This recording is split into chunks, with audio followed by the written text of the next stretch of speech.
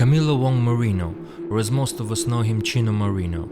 Moreno is well known for his distinctive screams as well as his soothing and dramatic tenor. He is 43 years old now, so he has been involved with music industry for quite a while. Camilo did not set out to be a professional musician, however, but he had shown potential since an early age, so he was encouraged by his family to develop his talent. Camilo first tried his hand at playing drums, but soon would be disillusioned with lack of significant progress. So his drum kit was sold and he bought a microphone instead. Some of his early inspirations and influences were Depeche Mode and The Cure, which he casually sang over in his leisure time. He was not involved with metal scene prior to Deftones. Camilo's first band was in fact Deftones, that he joined in 1988. He was introduced to Stephen Carpenter and the rest of the band by his cousin. So at the age of 15, Moreno met his very first band that would let him explore and develop his musical ambitions.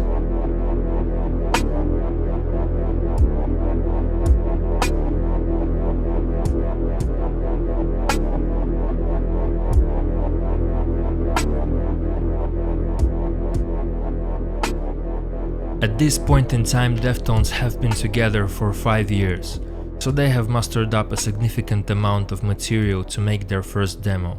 Their style at the time was significantly different, musically and vocally. Moreno's style didn't really stand out as much at that point. On this demo, in my opinion, he sounded more like most of hard rock metal or even some of grunge acts at the time. I guess when you start out there is a sense of need to cater to the audience by giving them what's expected of you as a metal act. Chino generally sang in his mid-range and some higher register belting, with some of his personality seeping through here and there. His screams were not as penetrating as they have become later on, and his singing was not as dynamic. So the mellow whisper-like singing was not as present in his earlier performances. Vocal range at his disposal was also significantly smaller, in both his singing and screaming ranges. There were some songs that would make it to their debut album, Adrenaline, such as Roots, Engine Number 9 and 7 Words. This is when their unique sound has taken root, but these earlier versions still were not as polished, especially Moreno's performance. He didn't seem to sound as confident and convincing performing these earlier takes. On the demo he did spit some rhymes already, but his style was not as fierce and emotional as it would become later on. Not to say this release was weak, don't get me wrong. If that were the case, the band wouldn't have gained any interest from record labels. There are some interesting songs in this demo. It is also quite long, as there are 15 tracks. Nearly an hour worth of material. Teething, that also appeared in this demo, would later make it as an original soundtrack in 1996 motion picture The Crow. Linus is not regarded as an album, of course, and a lot of people don't even know it exists. But I gotta say it's worth a listen.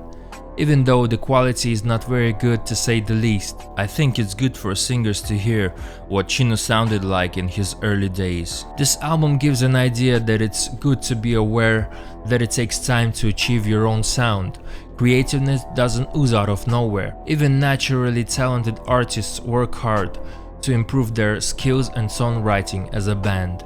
Keep in mind that Chino was with Deftones already for 5 years, so he had plenty of time to get to where he was as a singer in 1993, but still, the sound was not quite there. Chino's rapping and guitar work of Stephen Carpenter would soon establish Deftones as one of the leading nu metal bands of all time, but it wasn't a thing until 1994, when Korn released their self-titled debut album, which was the beginning of probably the biggest movement of the 90s on the metal music scene.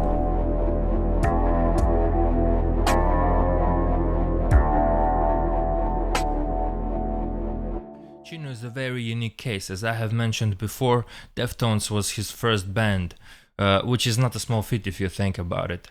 Very few people get as lucky as he has. Not many beginning musicians get success with their very first band. If you are a musician, you probably know that it takes dedication to your band and belief in strength of your material. in order to stick with your very first project? Obviously, Chino had both. Normally, bands fall apart left and right over creative differences and arguments and other nonsense. But this is how musicians gain their experience. I believe this was the case for the rest of Deftones. I don't want to go too deep into details as there is not that much information and material on this time period of the band, and it's not as important. The only reason I wanted to start with this album was that when I heard it for the first time a couple of years ago, my initial reaction was, is this really Chino?